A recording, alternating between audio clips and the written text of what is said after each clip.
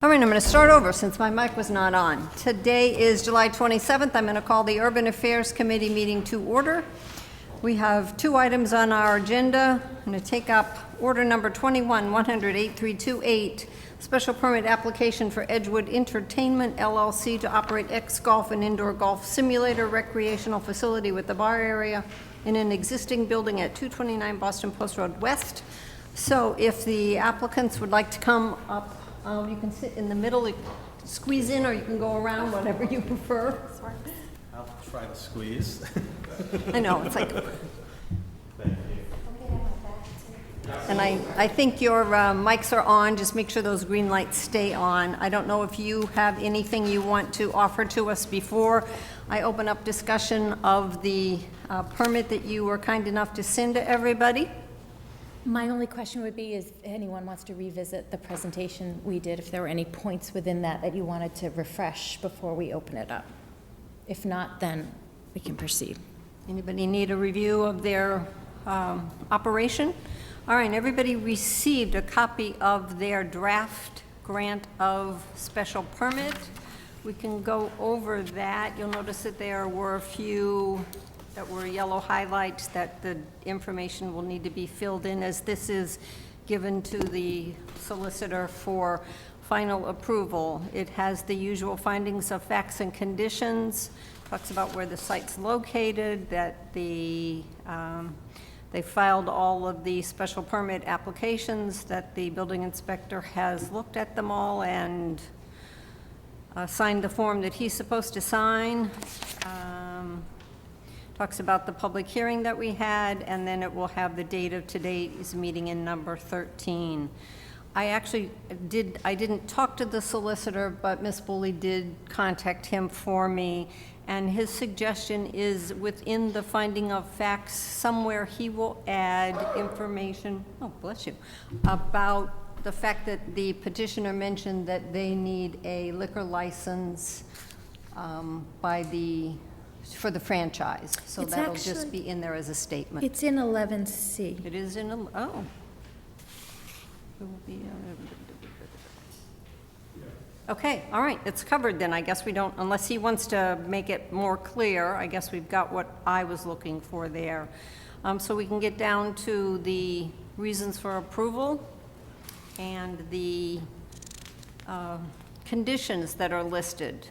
First of all is the signage, where it has to meet the requirements of the sign ordinance, compliance with state, local, and federal laws. Number 3 is the public peace and good order. They will have to have a query for all of their employees. Number 4 is parking. The building inspector has indicated they need 40 spaces in the plaza, and I would assume they know that they have that. Number 5 is the hours of operation.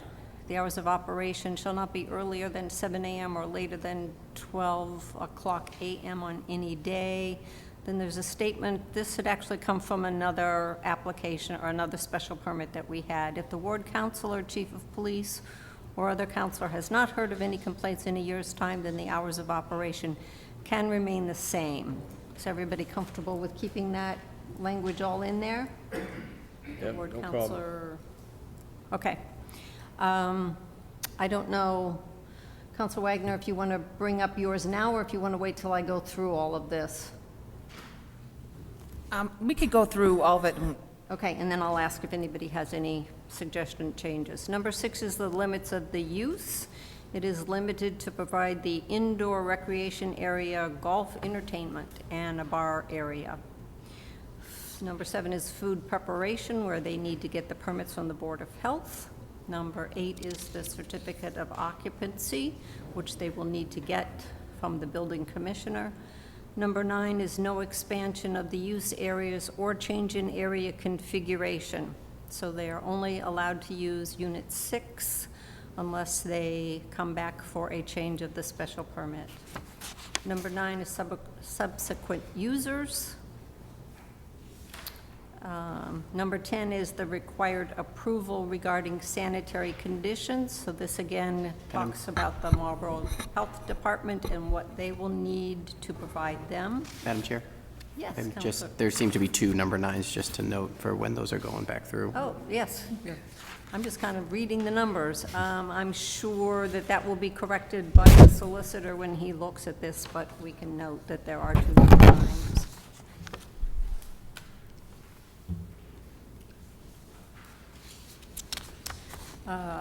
Number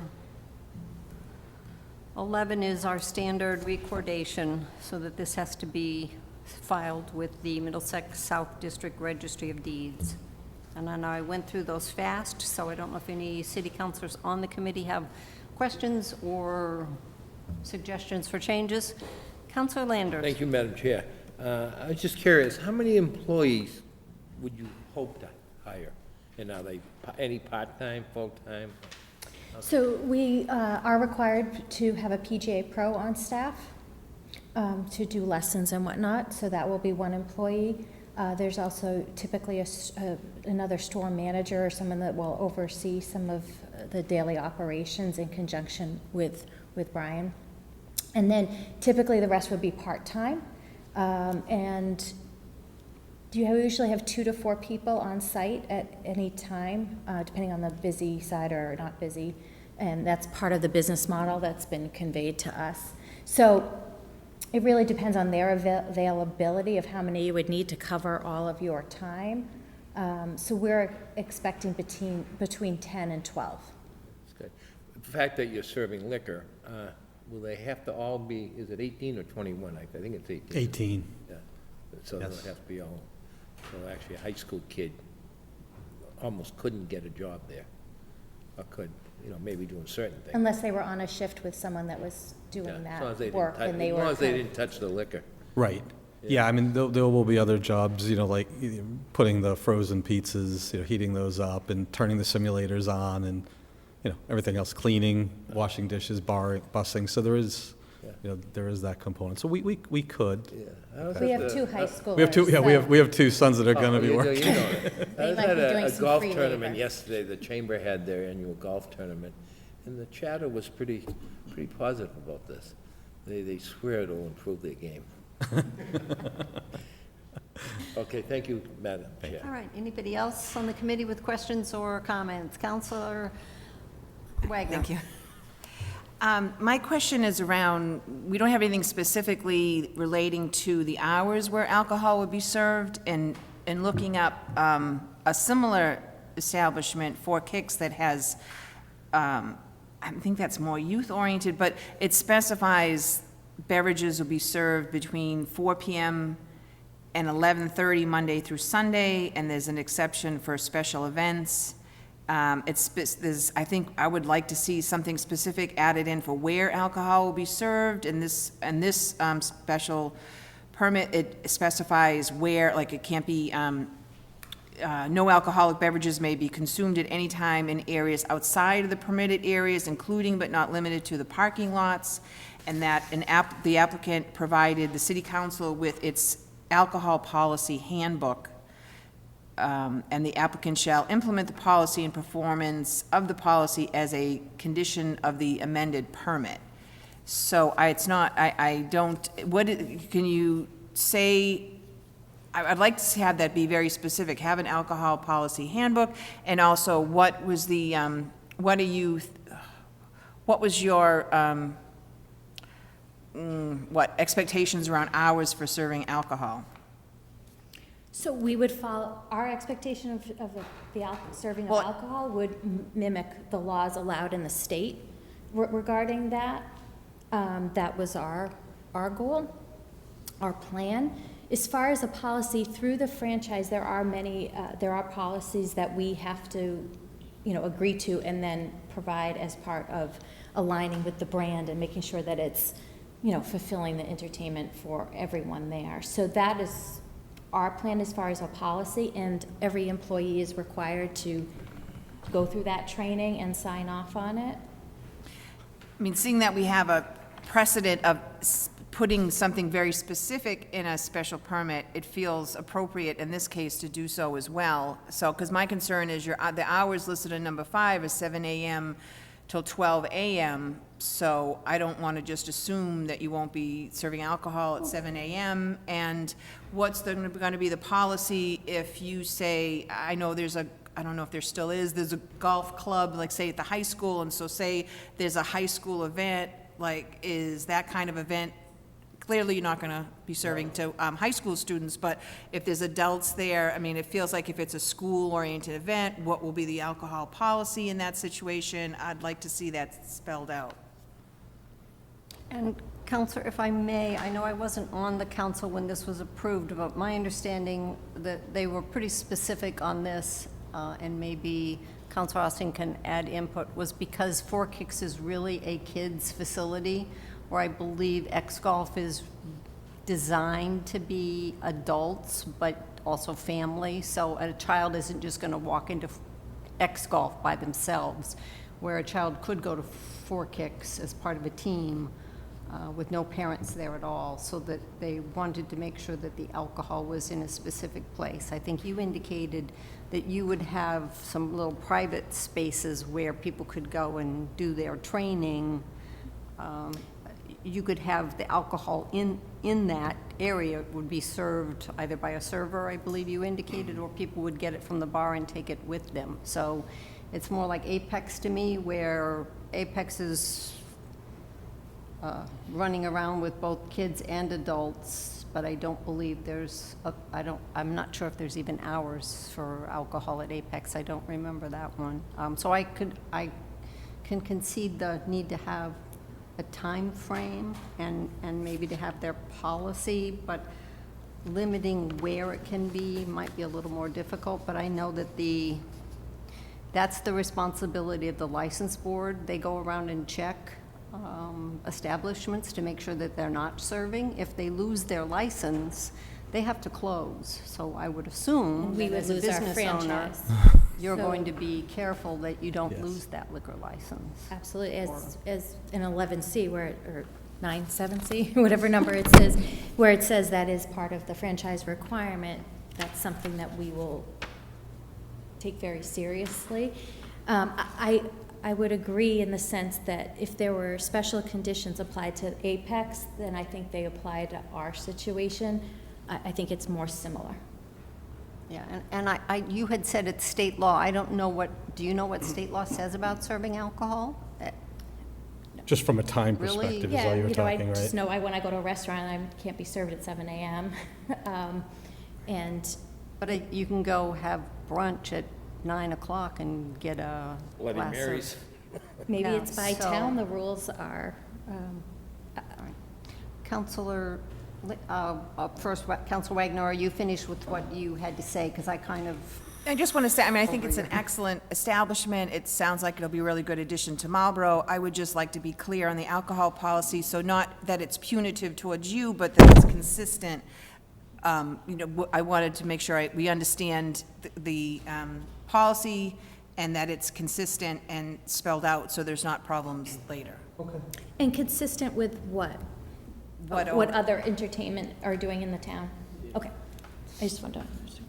All right. I think Counselor Doucette had his hand up, so I'm going to let him go first since he's on the committee, and then I'll get to you. Thank you very much, Madam Chair. I agree with Councilor Wagner as far as, you know, the 7 a.m. is not necessarily a smart thing.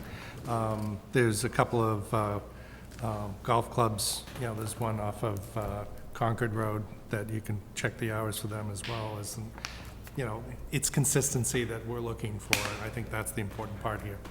So, and I think that this is something that just needs to get resolved as we work through it, so. And I don't see any other issues as far as with this, and I hope you guys the best and success with this. Excuse me. Counselor Ossing. Thank you, Madam Chair. Again, I would stay consistent with what's over at Apex. The point's valid, but to unnecessarily restrict, I would just say let the solicitor review the Apex conditions for operating with alcohol, but typically the licensing board does that. And, you know, we should not penalize these folks any, depending on how you think we penalized Apex or not, I don't know, because I don't know what the Apex, but I know if you go bowling at Apex, if it's open, you have an opportunity to consume adult beverages. Are you okay with then not having, do you want anything about the actual alcohol policy? I appreciate this, and again, I'm not bringing this up in any way to create restrictive conditions on your establishment. I just wanted to be clear. I was unsure about just that consistency, what's been, so, in a similar establishment, what already exists, so therefore, like, if that precedent is already set, then it should apply to you as well, and would just love that opportunity to have a chance to get the information from this, check with the solicitor and find out what and check with what has already been established and make sure it's consistent is all. And you're okay with just having that be a question for the solicitor when he reviews this to look at Apex's special permit and see if there's anything specific to ours? Yes, thank you. Okay. Anybody else have issues or concerns? Counselor Landers? Thank you, Madam Chair. I agree with that. Check out Apex. Let the licensing board do their thing. When you appear before them, they'll lay it out. And, I just don't like trying to get all these restrictions there. Quite honestly, I don't know how the president feels, but if we were doing 4 kicks over, we probably wouldn't be as rigid over there as we started. Because I remember there was a great deal of talk about that. Liquor there, it's unbelievable. And I can remember saying, hey, I'm having a cookout this weekend. It's going to be more kids than adults, but you know what? It's going to be beer, wine, and a little bit of scotch there. So I think, let's not pack everything with restrictions. Apex has worked pretty well. In fact, I believe Apex, probably when it opens at 11, you can probably get a beer and a pretzel. I'm not sure. I haven't tried that, but I appreciate that but comment. let the licensing board do that,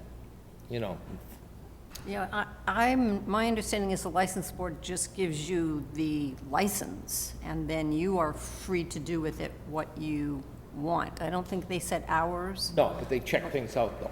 Yes, no, That's what we want. They're the police. right.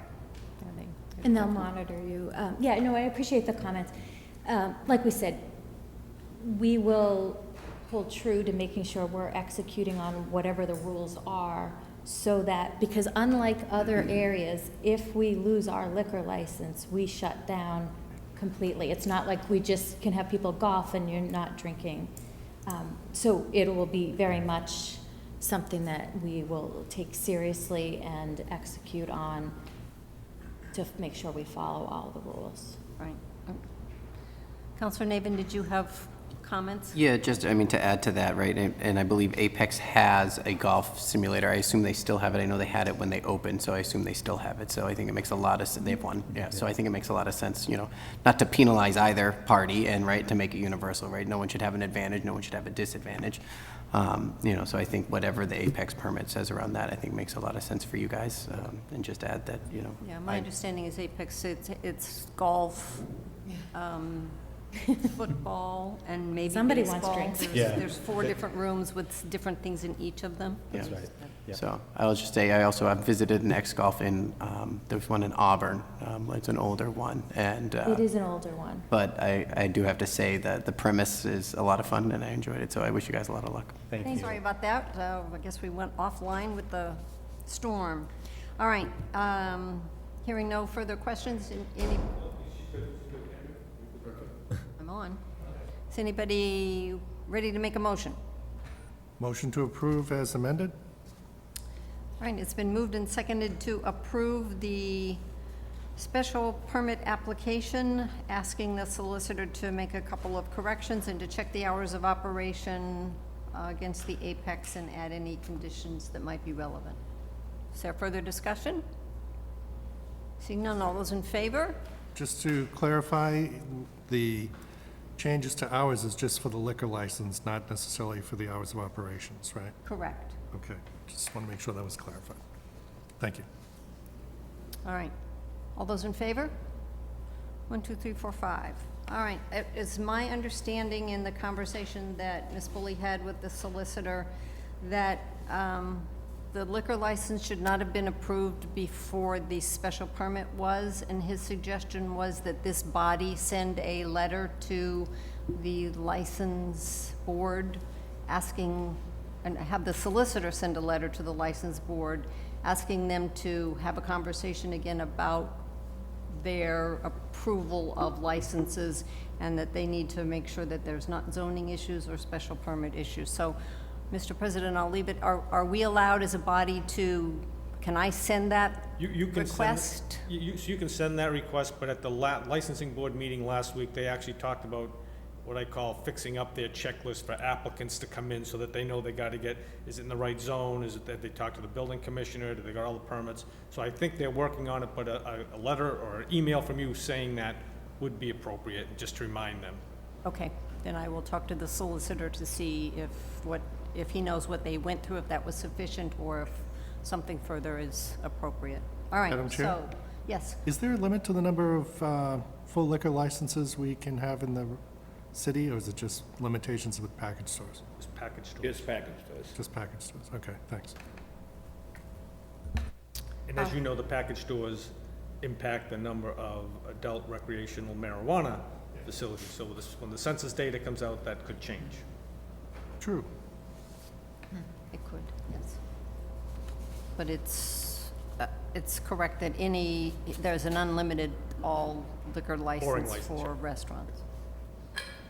All right, so that finishes up this. I will request a suspension at the August 23rd to refer this to the solicitor. It will get looked at to be put in proper form, and then it will be on our September agenda for the full council to vote on. So I know that puts you out a little further, but with summer hours here for us, that's kind of the plan.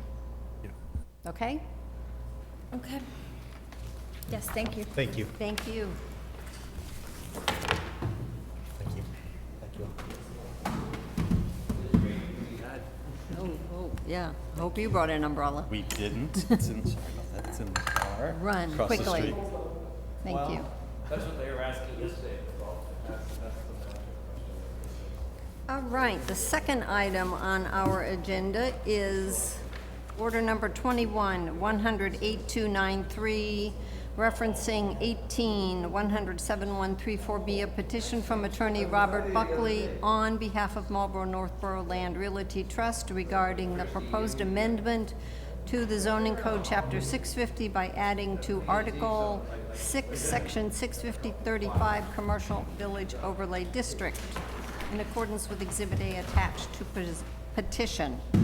So Mr. Buckley, Mr. Weiss, Attorney Weiss are here to talk to us. I don't know if you have anything you would like to say before we begin. If not, I have a couple of pieces of mail to read and get us started. Sure. Madam Chair, members of the council, again, for the record, Robert Buckley, Reamer and Bronstein. I have with me this evening Scott Weiss from the Gutierrez Company, who's with the applicant. Just a little context as to why we're here with this petition. The Gutierrez Company, about a year ago, I believe, amended the subdivision that was approved, the residential subdivision. And through discussions over the last year, and I know that something very similar to this was before the council a few years ago, the decision was made to try one more time to try to implement what is known in zoning as a transitional zone. So you have a high-density commercial area. Down the street, you have a residential area. And rather than have the residential, single-family residential, right up against this high-density commercial, to try to come up with an idea to create that transitional zone, preserve the natural buffer, and also have the density concentrated in one area in the site. So rather than go through the whole presentation, I think the council and is familiar with the proposal, but that was the motivation behind what we're trying to do. So, if you want to add anything, Scott? I think that covers it. Thank you. All right, thank you. So first, I'm going to read into the record the letter that we got from the planning board. It is dated June 22nd. Council President Michael Ossing Marlborough City Council regarding the Council Order 21-108-293. At its regularly scheduled meeting on 6/21/21, the board took the following action regarding the above referenced council order. On a motion by Mr. Elder, seconded by Mr. Fay, the board voted to make a negative recommendation to the city council for the proposed zoning amendment. The board provided the following reasons. The developer did not establish the proposed overlay district is consistent with the character of the surrounding neighborhood in that a high density is proposed abutting a single residential family area. In the planning board's opinion, approval of the overlay district would be overly burdensome to the residential neighbors, including traffic with the number of proposed units and the 4-story height in close proximity to single-family residential abutters. The developer did not establish the proposed overlay district would provide the city with the type of housing that is not already available in the city, or that the proposed overlay district would benefit the city in any compelling way or in a manner that would outweigh the potential burdens on the residential neighbors.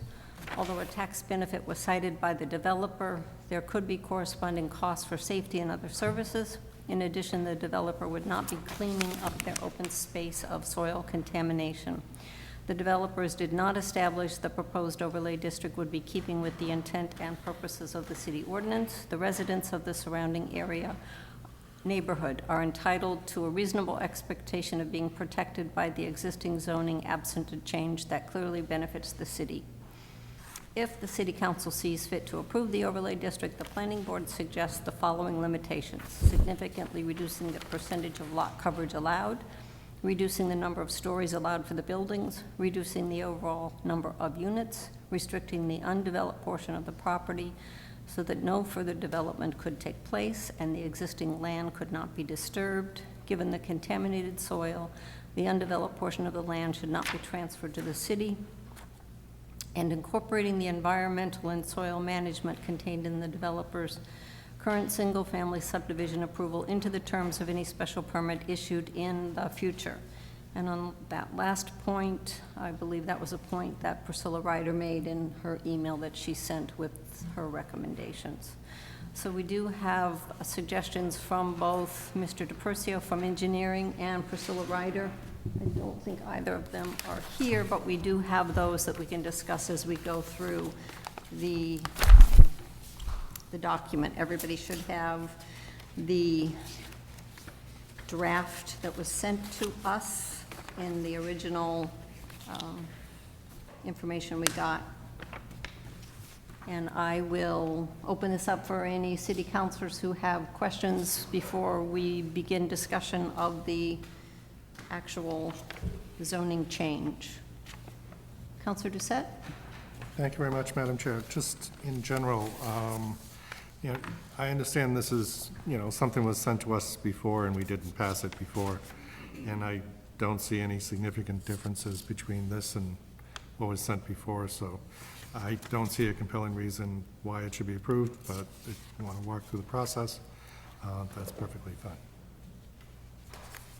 All right, anybody else with questions or comments? Councilor I had Landers? a quick comment. I'm not sure if it's proper to bring it up or not, but Mr. Elder, doesn't he live in that neighborhood? He does, yes. That he made the motion? He made the as part of motion the planning to, board member?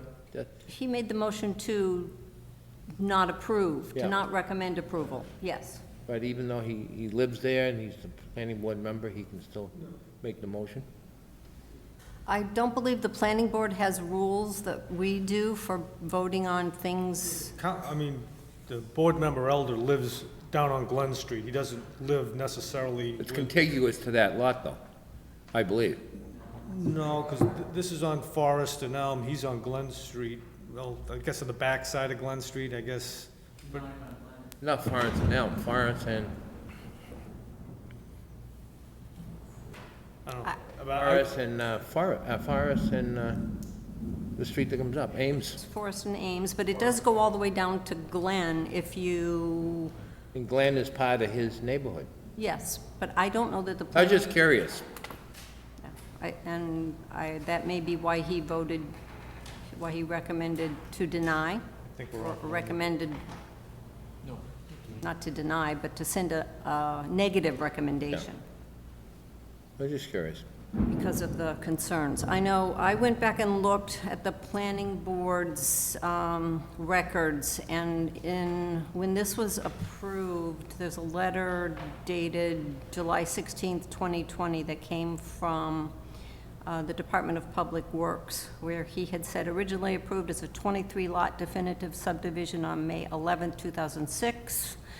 The approval of the subdivision was extended several times until the approval expired at the request of the developer.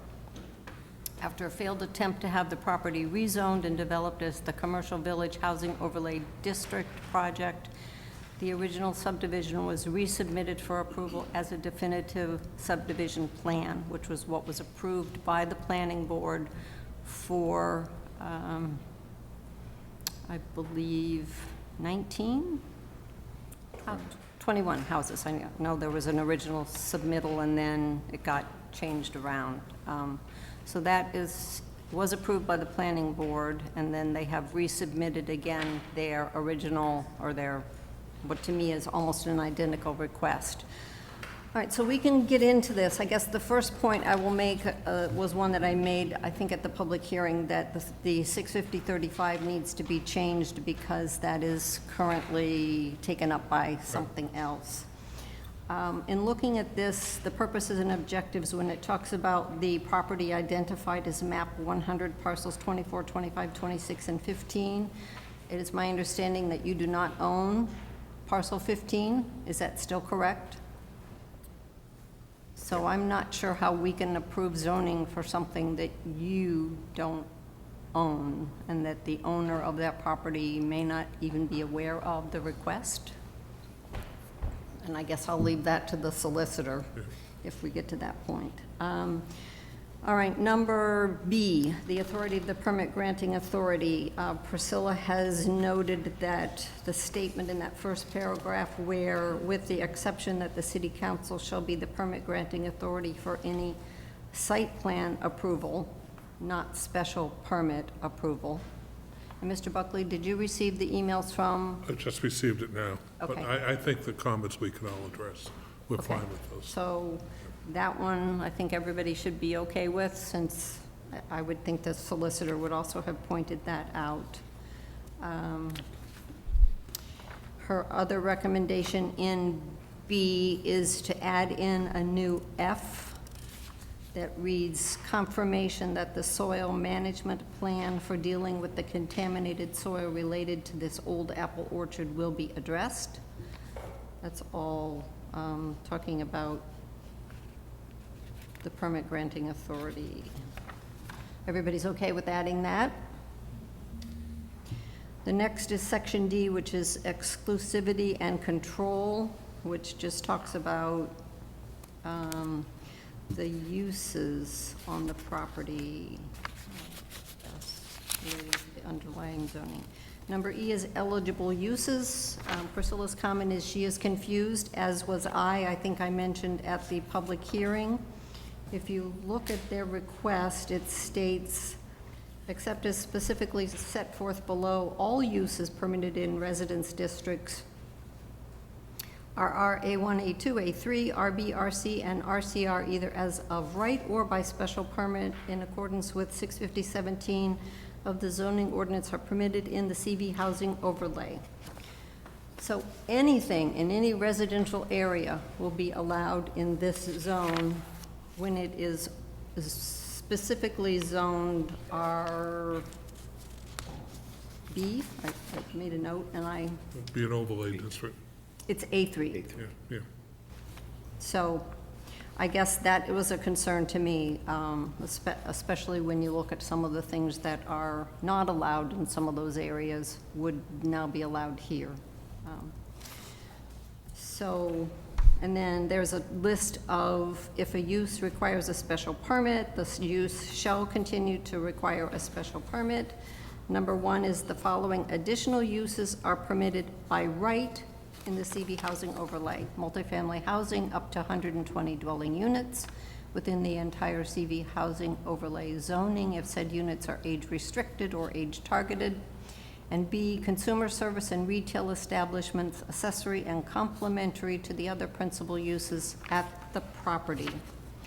Number 2 is the following additional uses are also permitted by special permit in the CV housing overlay. Multifamily dwelling within the entire CV housing overlay zoning district, including without limitation, age-restricted, age-targeted dwelling units in excess of 120 units. And number 3, single-family detached residential use is prohibited in the CV housing overlay, where in fact Madam it Chair? is allowed by use Go on. Sorry. I'll let you finish this. in the residence districts. So, I'm sorry, Counselor Doucette, did you have a? I just wanted to make a comment. The planning board made a comment about reducing the number of floors from 4 to 3. I assume that would impact the number of dwelling units that would be within the project, right? So would be, because it's 4 stories now, right? So it'd go down to 90 dwelling units if we went down to 3 stories. So you are, That would, under the way this, Madam Chair, may I respond? I'm sorry? May I respond to the question? Yes, because I'm not sure if I've even So, covered the way it's where- drafted now, that would be as of right because it's less than 120. If it were over 120, then it would be a special permit. Right, and how many units was going to be in development? I don't have it with me here. How many units in the project is expected? We have a plan that is roughly 120 right now, based on the 4-story. 4-story design, four-story 3 design. buildings, 4-story design, so That's if it was 3-story design, then the limit would be 90, because So basically. the amount of development in that configuration would be 90 units. Right, right, so I'm wondering, because this, the number 120 was taken into account based upon your current design. Feedback from the planning board is basically say, knock it down, knock it down a floor to 3 stories, which mean that the 120 units should be knocked down to 90. I'd like to make that change.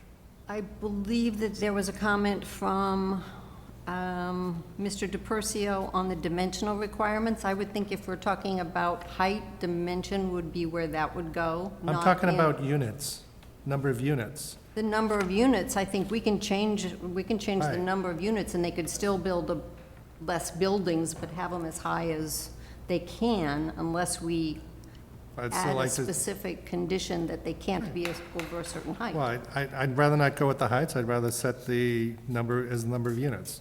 So So down to 90 from what would 120. you suggest instead of the up to 120?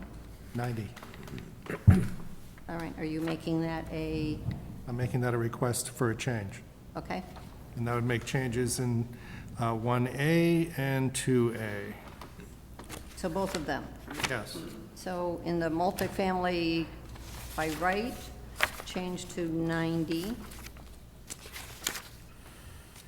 And the special permit, additional, nothing in excess of 90 units. All right, it's been moved and seconded to make that change. Is there discussion? Discussion? Nope. All right, all those in favor? All right, so we will make that change. All right, the next is number F, which is dimensional requirements. The CV housing overlay shall be subject to the dimensional standards in accordance with Article 7 of the Marlborough zoning code with the following exceptions. The first one relates to the lots. It can consist of 1 or more lots. There's no minimum acreage requirement for a lot to be part of the zoning overlay, so long as a overlay district shall be no less than 10 contiguous acres, which I believe this parcel is just a little over 10 acres. Number 2 is the minimum lot frontage shall be no less than 20 feet for any lot wholly located within the boundaries of the CV housing overlay. Number 3 is the minimum front yard measurement shall be no less than 20 feet for any lot wholly located within the boundaries of the CV housing overlay. Madam With a Chair? suggestion from Oh, never mind.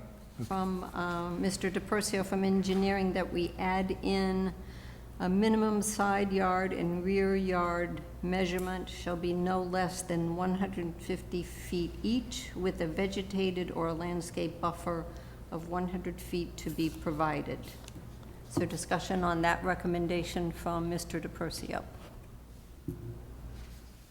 Is there agreement that, Counselor Yeah, Landers? I think I agree with the engineer on that, because if I recall, I guess you'd say the east portion of that was right on that house or that garage, right in the corner of, is that Sandini and Forestry? Yeah, I think you need some, do you remember that? When did we discuss that, the public Yes. hearing? Yeah, I mean, I believe in side as well as back. Yes, he's recommending side yard and rear yard. There's already the front lot, minimum front lottage is 20 feet, and the minimum front yard measurement is no less than 20 feet. So, everybody's in agreement? And that's with- from Forest Street, is that correct? Well, the side yard and the rear yard. The front part of that is only 20 feet from Forest Street? The minimum front lot measurement shall be no less than 20 feet. And neither Mr. DePercio or Priscilla had an issue with that, and I don't know off the top of my head if that's the measurement that's in the code for frontage? Under mass law, the minimum is 20 feet, but we have actually more frontage. The front yard is 20 feet. So there's two measurements. One is the linear frontage on the public way, and the other is the distance of the building off of the public way. I think you mentioned it at the public hearing, I think, yeah. So we should be okay with it. Yeah, because their plan that they showed us, which may not be what they actually submit, has a building on Forest and 2 on Ames. So where they are is irrelevant. They still need the, and I think the importance to him was the distance between the buildings. Between the lot line and the building was the side yard. So, Right, side yard. Madam Chair, one quick question. So what is the distance between Forest Street and the first building in the front yard? We don't know that for sure because they've only given us a preliminary. The When we reason get I'm to the concerned, development agreement. if you've been watching the news lately, in the last week, I can think of 3 or 4 accidents they've shown that a car goes off the road and right into the apartment or the house. And you know, Forest Street, cars don't creep on that street. You know, in fact, they go fast. You know, so I think distance is important. Madam Chair, if I may? Yes, you can. And that's a good point. As laid out, what we have right now is closer to 80 or 90 feet back from the lot line. There is a parking area between the street and the buildings. So those are further back. Yeah. As everything gets pushed around, one of the things we want to get is all of the input and guidance that you guys have as feedback so that we can revise and come back to you with a modified plan and layout that would work with some of these dimensional requirements. So one of the approaches with the smaller front yard is to certainly have the ability to have buildings that create more of a streetscape. And so that's one of the advantages. I know at the full council meeting, one of the comments was adding townhouses to part of the development. And that's certainly something that you'd want to have up closer to the street to create more of an active streetscape. But if that's not part of the comment and feedback here, we can work with you in terms of how these buildings are located. I don't think they'd be a street front potential for a crash type situation, just given the change in the design of the buildings, because they would be elevated a little bit, and they do have parking in the lowest level of them. Thank you. Thank you, Madam Chair. All right, so since I took a vote on the other recommendation, I would ask for a motion to approve adding in the side and rear yard. Madam Chair, Oh, if I'm I may, sorry. just one other point.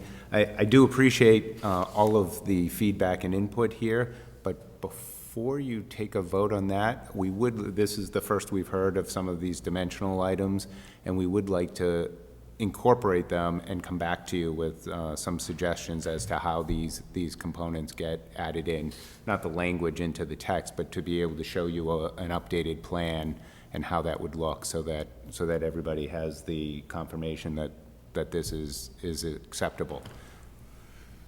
And I'm okay with that. I might argue that we control the zoning, and then you have to build based on the zoning. You still would need to come back to us with that development agreement and your actual plans. So if this is what the council wants, you have to work with that.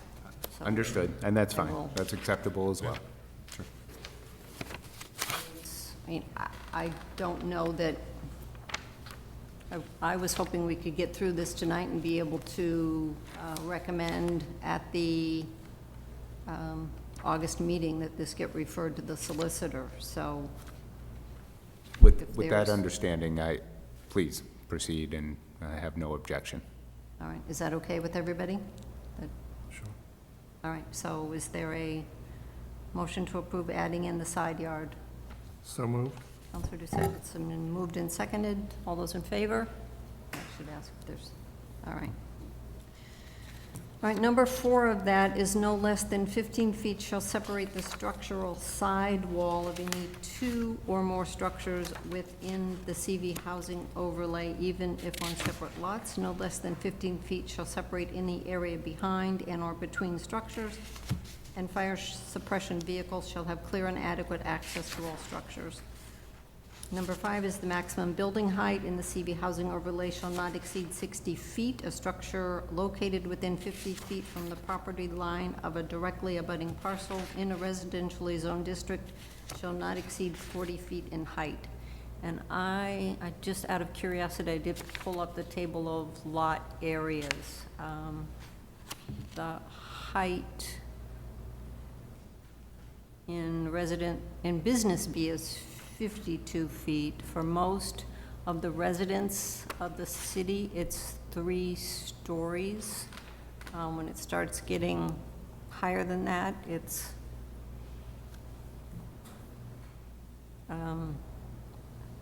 the Marlborough Village has a minimum 35 feet, a max 6 stories. And in limited industrial, the highest it can be is 52. So this is an overlay. We can put whatever we want. Everybody's comfortable? Madam Chair? Counselor Doucette? So, as it currently is now, a normal housing overlay is 3 stories. So if we struck out the maximum building height from this order, then it just defaults to what the normal, height would be for any building, right? Because I'm assuming that at this point, they're asking for 60 feet because they wanted to be taller than the normal They building. do, and because, other than residence C, which is 3 stories, all the other residents within the city are 2.5 stories, so it's stories, not height. And I don't know how that impacts a building. So shall we correct this to be 3 stories? Shall not exceed 3 stories? We can make this whatever you want. It looks to me like, looking at this picture, that I would guess it's 1, 2, 3, 4 stories. Right, and what came out of the planning board is they knock it down to 3. That was the recommendation of the planning board.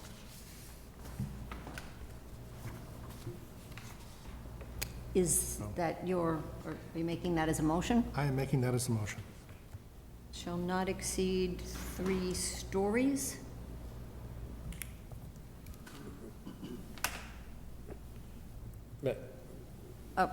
And then how about the other part? A structure located within 50 feet from the property line shall not exceed 40 feet. Do we want to change that so we're consistent with stories versus feet? Or are we leaving it? I have no idea what a three-story building is in height. Madam Chair, as a point of clarification. Yes. Your vote previously on the setbacks to 150 feet may have made that a moot point anyway, because there will be no building within, That's true. within 50 feet of a residential property line. Oh, you're right. So we could strike out the remaining part of Right. that paragraph. That part, So- Councilor Doucette, based on your input, would just be a limit of 3 stories. And that's the end of item item 5. Yep. Okay. I'm fine with that.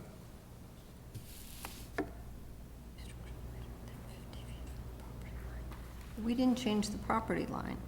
50, we just changed the side and rear lines, not the Right. front. And the side and the back. But the side and back is, the nearest residential is in the back or down to the side.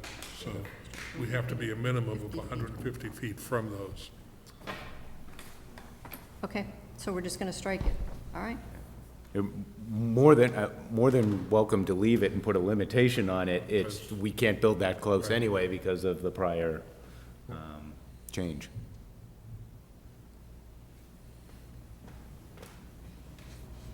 All right, so on the motion to change the minimum building height from 60 feet to 3 stories, and then delete the sentence, "The structure located within 50 feet from the property line will be deleted." Is there discussion on that? Councilor Okay, Landers? I guess, Madam Chair, what I want to find out, if we go to 3 stories, okay, we have 30 units in each building. Is that correct?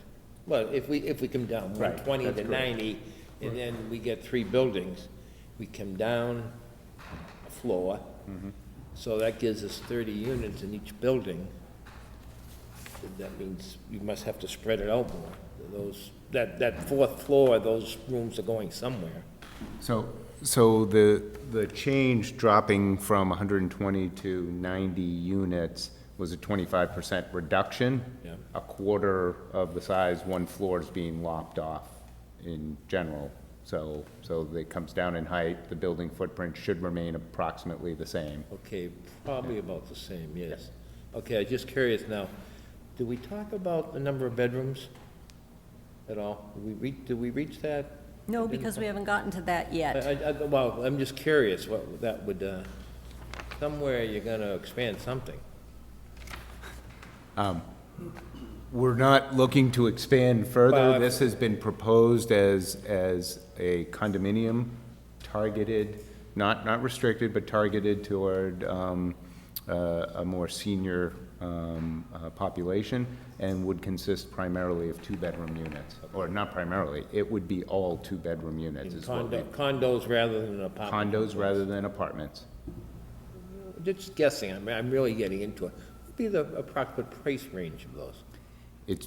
That is But I'm really putting you on the really hard to spot, I say at this point, depending on the timing, the approval. By Well, Saturday, it'll be outdated. Yeah, nowadays, you don't know. Yeah, Look I at the just Sunday paper, you know? Right, I couldn't say as of yet what they would be.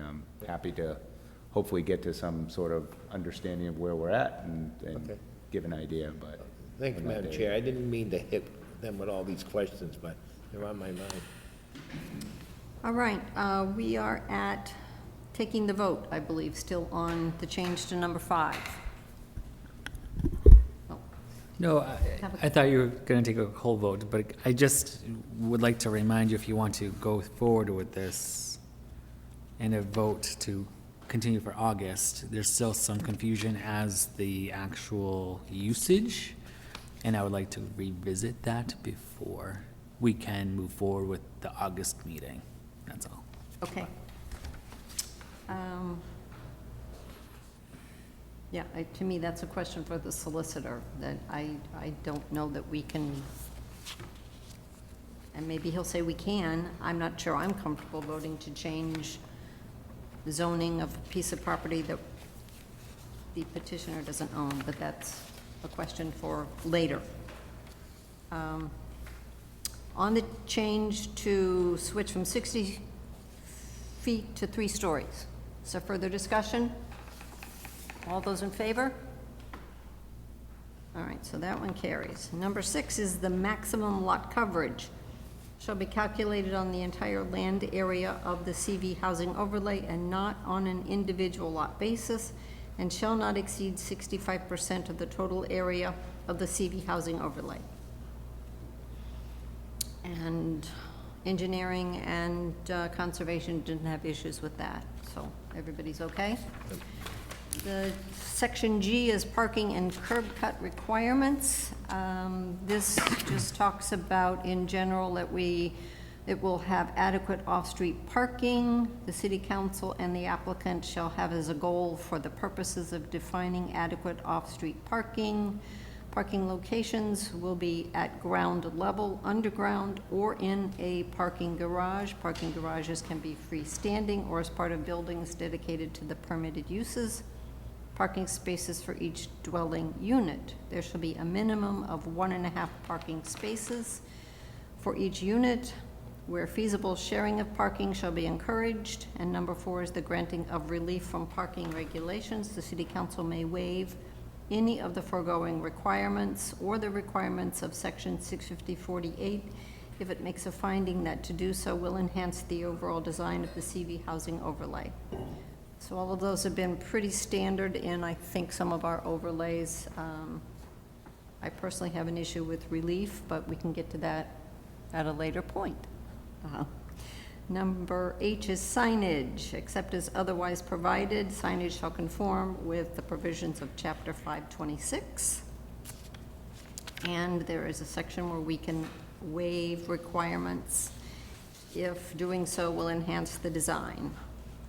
I is the application. An application for a special permit shall comply with the requirements of 650-59, and it has all of the criteria that they will need to follow. Standards for roadways and drainage. The roadways, internal CV housing overlay roadways shall be private ways and maintained by the owners. Private ways within the housing overlay, to the extent feasible, shall be constructed using the methods and materials prescribed in the rules and regulations. And number 2 is stormwater management system. The housing overlay shall have a stormwater management system designed in accordance with the rules and regulations for the subdivision of the land in the city and the Department of Environmental Protection Stormwater Management. And I'm sure site plan approval group will help us with both of those things. Amendments. Priscilla Ryder has recommended that we amend this. I'm sure the city solicitor would have also. Second sentence, minor amendments to the special permit may be made with the approval by the building commissioner, striking out city code enforcement officer, and that word is also in a further sentence.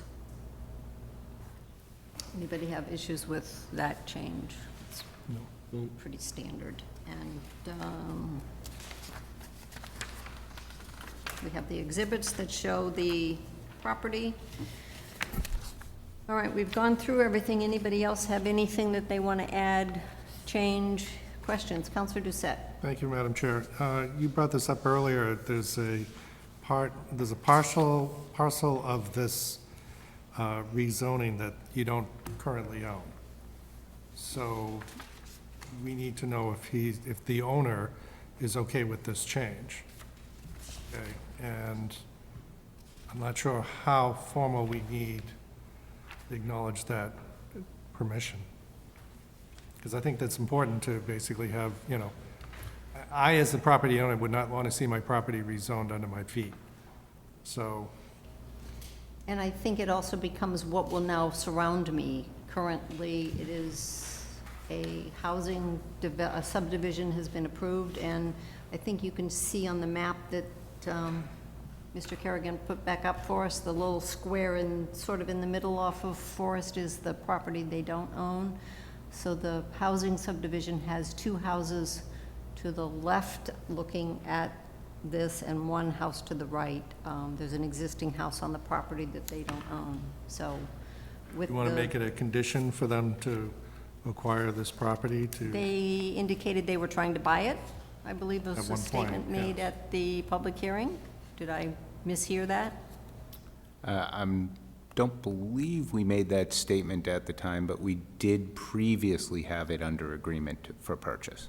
Okay. Okay, that'd clarify it in any case. So, and if I may, Madam Chair, just to continue on, you're right about the surrounding area and the zone change to that home. I would think as an overlay district, it leaves the underlying zoning intact for the current house that's on that lot. So it wouldn't affect them directly unless they chose to participate in the overlay district. But we understand the concern, and we'll engage with the owner. Thank you. Okay.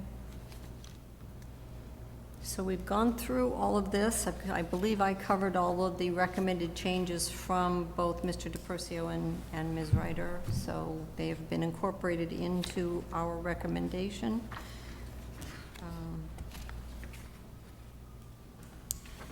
Now we need to decide what we want to do next. Anybody have a motion? Madam Chair, Counselor Doucette? there's still, I think, a couple of loose ends I'd like to see resolved before it leaves committee, to be honest. So you want to keep it in committee I would prefer to keep it in committee, yes. for the purposes of clarifying the property?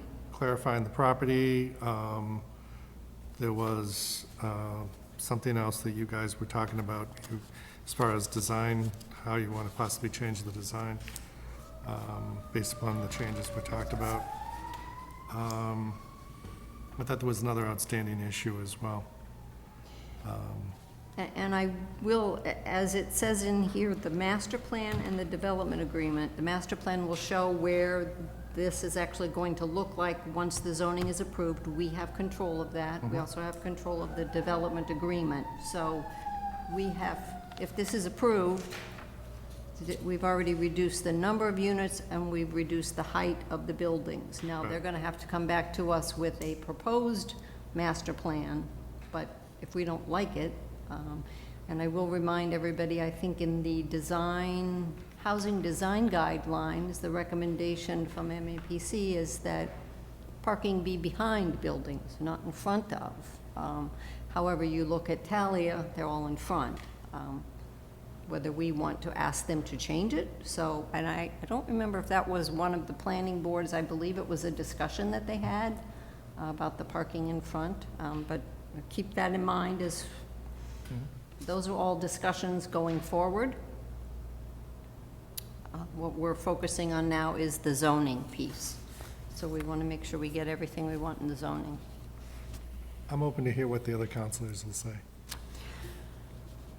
I'm okay with keeping it in committee, and we can have the solicitor either send us something in writing or have the solicitor be at the next meeting.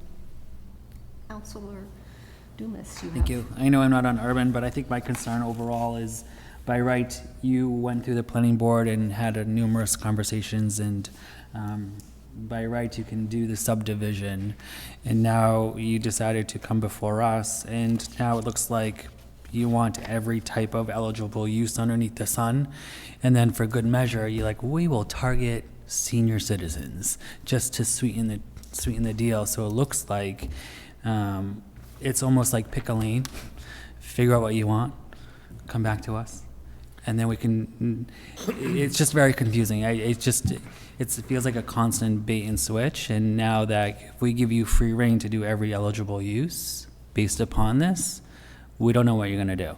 And that makes me a little nervous, especially because eligible uses is rather confusing, and if you want a senior 55 and older community, put that in the overlay. We've done it before. We can do it again. It simplifies everything. We know exactly what we're getting. You know exactly what you're building, exactly who you're targeting, and it will make everything a little bit more streamlined. My concern is if this is to go forward, we're giving you a lot of freedom and you can build whatever you want, and it won't necessarily be this project that we see before us. So that's my 2 cents. Madam Chair, if I may. Yes, Attorney Weiss. And I appreciate the comment. I think the underlying zoning can very easily be cleaned up in terms of the underlying zoning, the A3 zone remains as it is. We're not looking for anything beyond that. And I think that change can be made and would be put in. And then the overlay district simply allows that you can do this multifamily housing. I think the important note is, in terms of over 55 or what type of housing, we call it age targeted. One of the main approaches that we're considering here is providing the city with a housing choice compliant project that will make the city eligible once the state, or remain eligible once the state imposes the requirement that you have a housing choice site in play to be eligible for future grant programs. By restricting it to certain occupants, I'm not sure it would then be compliant with the state's guidelines. So the idea there. It specifically says that if you have an age-restricted project, it is not deemed a housing choice site. You cannot have an age-restricted project. And to the point about the underlying zone, that is correct. That's why the comment was put in there that single family, if this goes forward, single family detached residential would be prohibited. So it's not going to be at any time there's a choice. If the applicant moves forward under the overlay, then the single family residential is off the table. And the reason for that is, going back to what I said in the beginning, I think if you look at the site there, it provides provides a transitional zone before you get to the single-family residential. If you do the single-family residential there, you're right up against on the other corners, major commercial projects or high-intensity projects. So to those residents down at the bottom of the hill, it provides a natural buffer in a transitional zone. So that was the thinking that was behind the concept here, originally and in this one. And this one is somewhat different in the prior iteration of this. There was an emphasis on a commercial pad. There were certain councils that wanted a restaurant out there, which I don't think would ever work. But the idea that there might be some convenience establishment to not only serve this development, but those around there, and so that was put in. But if it goes forward, single family is off the table. So the development either is a single-family subdivision, which is already approved and allowed under the current zoning, or the multifamily, which provides the larger buffer, as the council committee members have already voted now, the larger buffer that's preserved to the existing neighborhood and allows for that transition. From the housing choice perspective, we're proposing something to allow the city to essentially have its cake and eat it too. If you put the restriction on it, it's no longer compliant with as Attorney Buckley said, it's no longer compliant. So we're trying to inform you, and I'm not sure about the legal side of this. Bob, you can comment, or the city solicitor can comment, whether you can reference in this zoning that it's targeting a certain group, or that may be off the table. That may be not allowed. You have to always be cognizant of the Fair Housing Act and things of that nature. So what you're trying to do is develop a site that appeals to a limited audience. It's a marketing exercise. And I guess I would argue that Talia and the Green District told us sort of the same thing. They're targeting adults, no kids, because of the price point for one thing and how they're designing them. So to me, I would almost like to have that age-restricted or age-targeted removed, because to me, you legally can't refuse someone who applies to rent there if they are 25 years old, if they're 30 years old and married and have a child. So you can't, you would like to, but that whole language is a problem for me. I guess that would. And Madam Chair, just as a point of clarification on that, again, we're not proposing rentals either. It is for sale condominiums, which does in of itself create a financial threshold that's a little bit different for occupants and inhabitants of the space. To some extent, I don't think people buying condominiums nowadays is that much of an issue. It's probably easier than buying a house because they're cheaper to some extent. So I think that might be one of the things we need to think about if we keep this on the table. The other one to me is the consumer service and retail establishments by right. And again, I will reference the point that I made, I think, at the public hearing, that the whole area is A3, and restaurants aren't allowed, and no retail sales are allowed in A3. You can put a medical office or a dental office with a special permit, and you can do multifamily dwelling at the special permit in RB. So by having all of those zones, they're kind of mixing in the ability to have things that aren't allowed in a typical residential. And that's a very good point. Just a couple of items to reference. Again, this is the very corner of an A3 neighborhood where across the street on Ames Street and Forest Street are commercial, more higher density areas. So we're trying to create this transition, create a buffer, create a transition, not put new single-family homes staring across the street at commercial, office park, industrial space, and the like. So we're trying to phase our way, if you will, as we go through this. Having said that, the commercial space that's identified per the zoning, and as Attorney Buckley mentioned, is not open-ended. It's accessory only, which means it is in support of and service to the housing on the site. If it's the council's wishes to remove that, we're okay with that as well. We don't see that as a vital component. It might be a nice, again, as Attorney Buckley indicated, it might be a nice feature for residents there to have a little sundry shop or something to that extent, but it's really not going to be critical, and it's not a major component where you're going to have people driving here to go shopping or to eat or something to They that. actually viewed it as a traffic mitigation option to keep people in that area, not venturing out. But, Yeah. and the only reason we put it in was there seemed to be a sentiment on the council a number of years ago when this first came forward to have, as I indicated, a restaurant or a food establishment there, which I could never see happening up there, but. So we're certainly open again, Councilor Dumas, in the idea of tamping down and constraining the uses. That might have been a bit of an older carryover. If the council committee wishes to see it removed, we're amenable as well. Councilor Landers. Madam Chair, as far, there are limited uses there. I myself, I can't see 19 to 21 houses going there. 6 of them, your driveway comes out on Forest Street and Ames Place.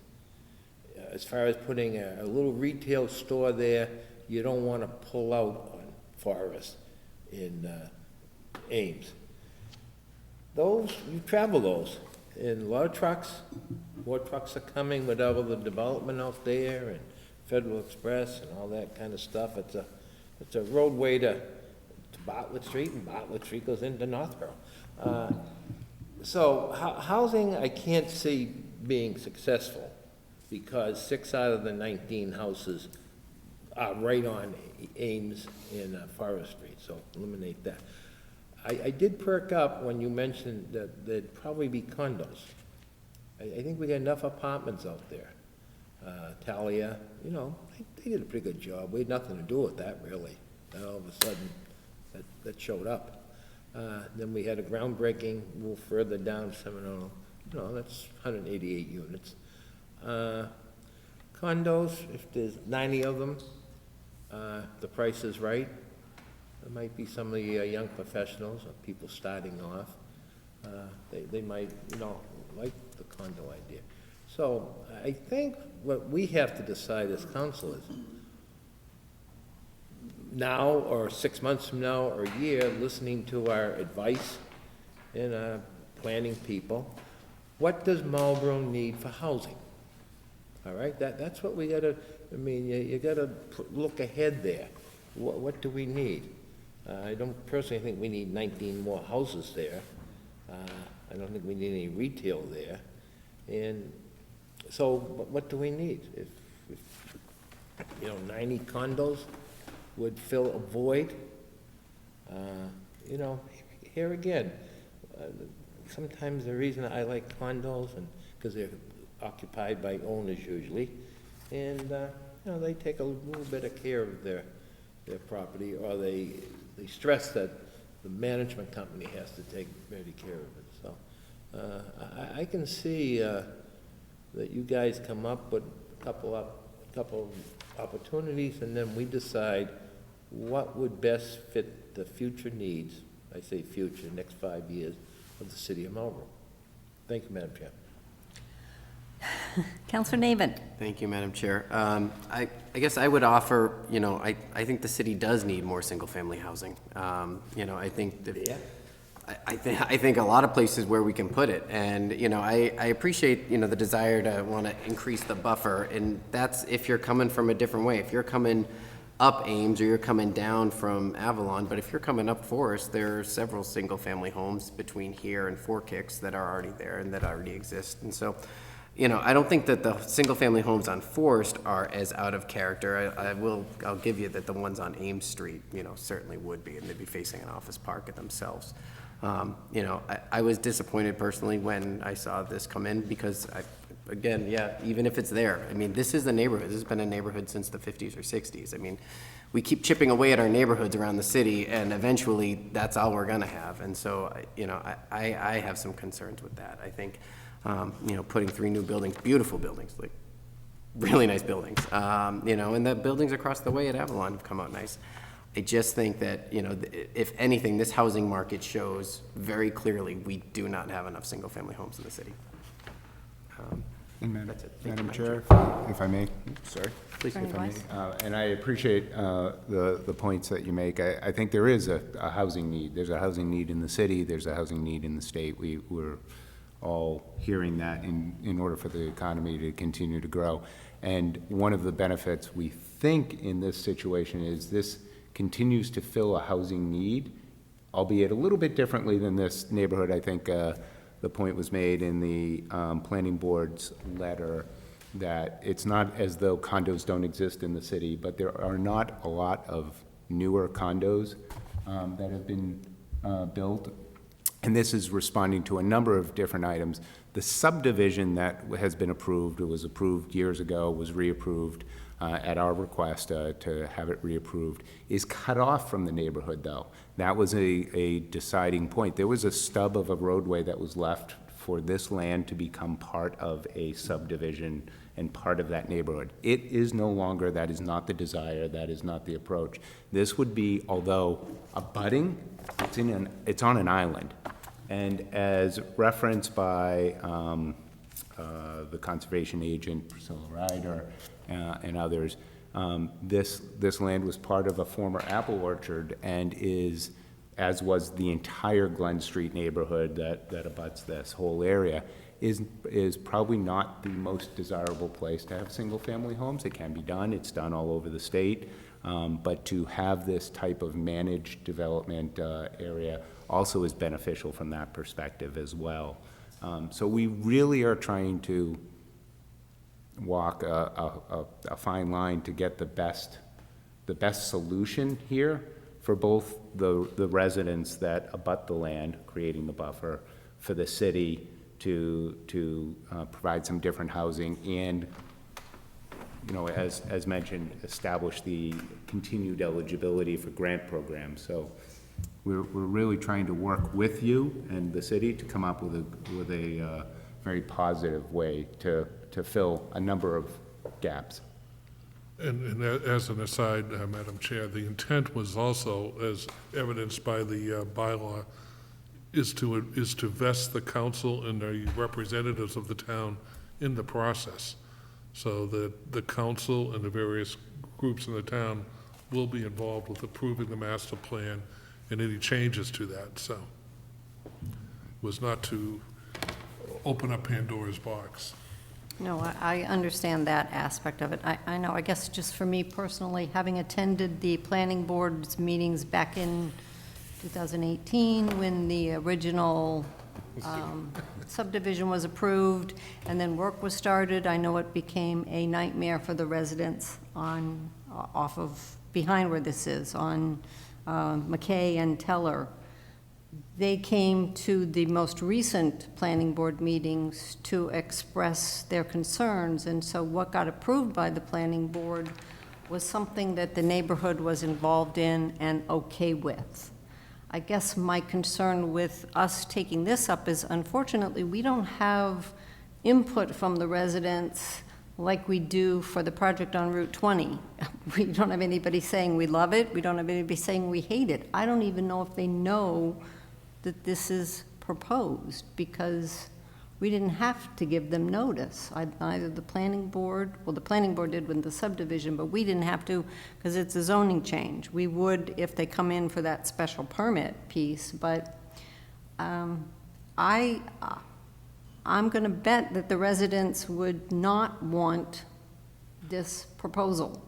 They didn't want it before, they wanted the housing, it was very clear. And yes, it's cut off, but it still will be houses similar to what they will look at out their back windows for people that live on Teller and people that live on McKay, versus, and I know we had those visuals of, well, they're not gonna see anything because they're gonna be so far away. I have concerns with approving this. Madam Chair, just one additional, at the expense of, running the bus over myself here. I don't think there were any neighbors that were excited about adding housing out there. They had tremendous real concerns about stormwater management. That was a major problem when we had the land under agreement with a former developer, a single-family housing developer that was going to build the homes, and obviously ran into problems doing that. So they had some real concerns about the housing that I think remained in place, and so there are a number of conditions in our approval, but I don't know that the neighborhood was excited or thrilled or happy to see this going forward. As was described to the city council, this property is on a bit of a hill, and we're trying to keep the development on the far side of the hill away from most of the neighbors that we can. So that will help prevent stormwater issues as well as the visibility issues. All right, I guess we can keep talking about this for a long time. There was a suggestion that we keep this in committee till we can get input from the solicitor. Does that seem like a good ending to this? We'll just keep it here. And we do have a meeting August 16th. I don't know if that works for you. We can find out from the solicitor either via a letter that he would have for us, or if he can come to the meeting to have a discussion on the parcel piece and any other questions people have. And if that works for you, you can let us know. Otherwise, we'll set up a meeting for later, For the 16th? for the 16th. Yes. I'll have to check. Is 16th, is that a Monday? Yes. I may have a conflict, but we can work something out. All right. Motion to adjourn? So there's a motion made and seconded to adjourn. All those in favor?